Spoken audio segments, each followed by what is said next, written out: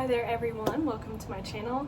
Originally I was not going to have a video today because, as you saw from the title, I do have a concussion and it's been affecting so many different parts of my life, but it's made it very difficult for me to focus, and with the lighting it's hard and it's just a bit difficult.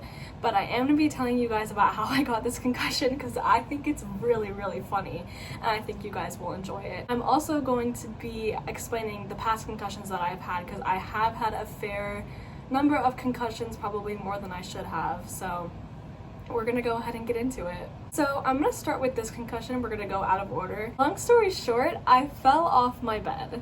It's a bit messy right now, but this is how high up my bed is. It's about 4.5 feet, almost 5 feet. It's a pretty significant drop. This is what I look like standing next to it. So the top of my mattress comes up about to my shoulder.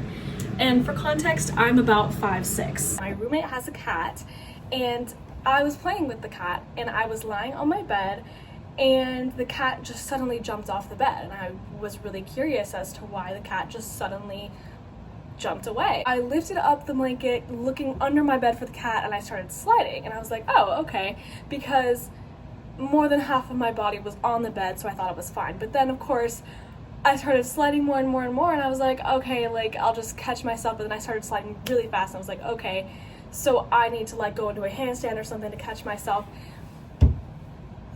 Y'all, that did not work.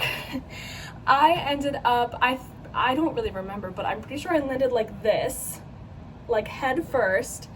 My hands didn't hurt, they weren't red, so I'm pretty sure my head just got the brunt of the hit. My fan here fell right on top of me. Like, I remember lying on the floor and I started panicking because I've had concussions before. One of my biggest fears is like any sort of brain damage, any sort of fall, any sort of head injury. I don't like it. It makes me extremely uncomfortable. You only get one head.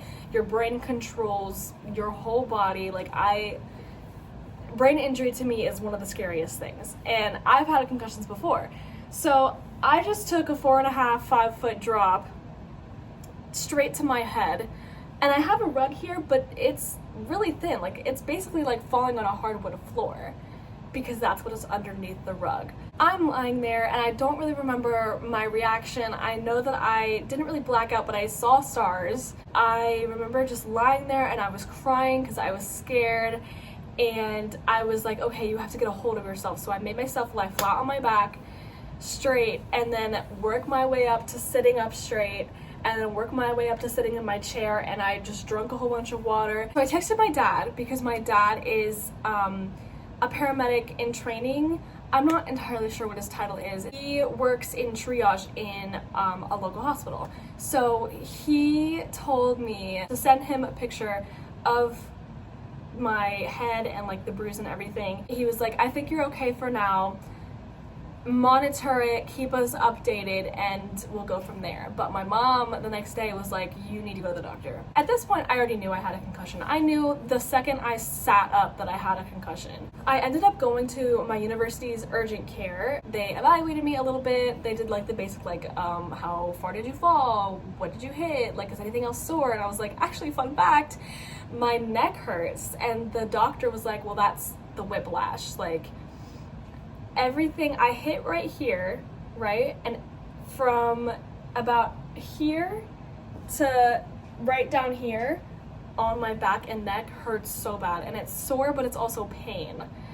And my eyeball feels like it's swollen, and every time I move it, it hurts, and it's just, ugh, guys, it's rough. I scored a 16 out of 22 on the concussion symptoms test, so she was like, I don't even really need to look at you. I know you have a concussion, but if you have this symptoms, go straight to the ER. She gave me these letters and everything like that, and so I'm all set with that. But guys, my fall break is in less than a week, and it could not come at a better time because I need to go home.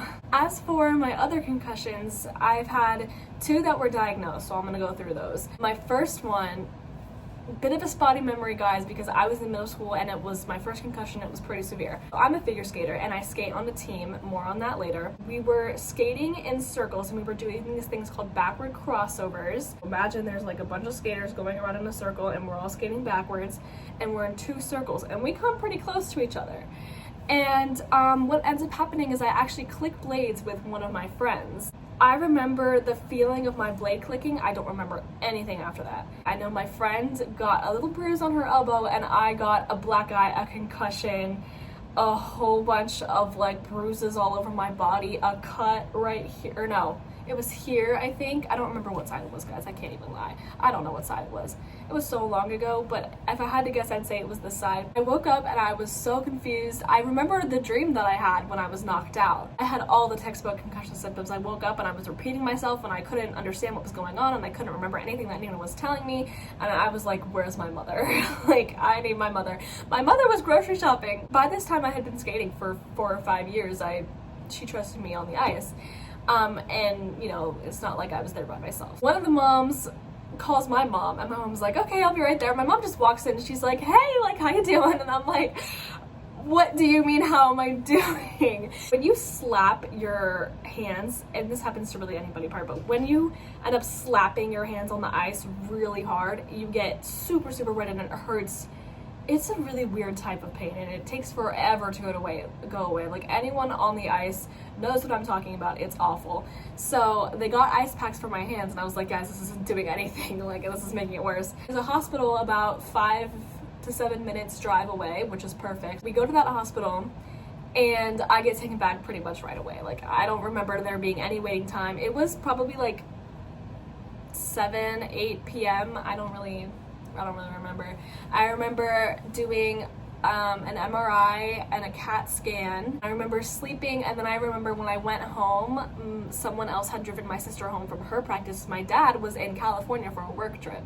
And that's, for me, that's the other side of the country. My mom was having a pretty rough time. Bless her heart. So I slept in her bed that night, and I remember waking up in the middle of the night and like throwing up or dry heaving or something, and that was like my worst fear. Like, I remember driving to the hospital and I asked my mom, I was like, what if I throw up? And she's gonna be like, well, then it happens. And I was like, that's not okay. I don't know if I've talked about this very much, but I have emetophobia, and that means fear of throwing up, and it's uncontrollable and it's awful and it's bad.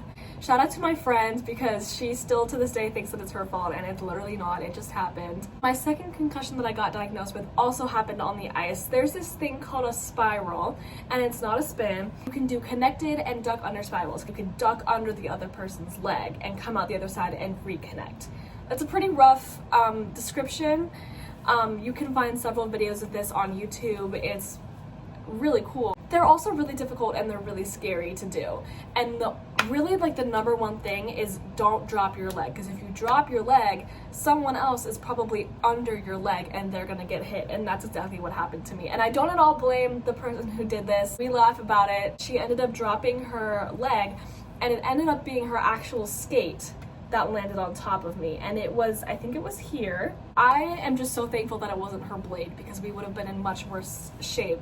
But I didn't even get off the ice. I noticed I was like dizzy and like a little nauseous, but I was like, I'll just keep skating. I don't know why. I ended up being out for longer because I continued to just kind of ignore it. And then when I finally went to the doctor, they were like, yeah, you got a concussion, you need to get off the ice. And I was like, oh, perfect. Explaining to my boss that I couldn't work because I got hit by a skate, he still brings it up to this day. I believe I've had other concussions, and I just never went to the doctor about it. I'm more or less fine. But that is my concussion story time, you guys. Be smarter than me. I told the doctor what happened. She goes, that happens a lot more often than you think. And I was like, that's just so sad. Like, why is this happening? Like, oh my goodness. So don't be like me. Be smarter. Don't be so clumsy. And hopefully you'll end up with less head injuries. Because remember, concussions are cumulative, guys. They're only gonna get worse. You're only gonna have worse effects. So go me. Thank you all so much for watching today's video, especially if you made it this far. I hope I gave you a good laugh. Subscribe to watch my journey, and I'll see y'all next week. Bye!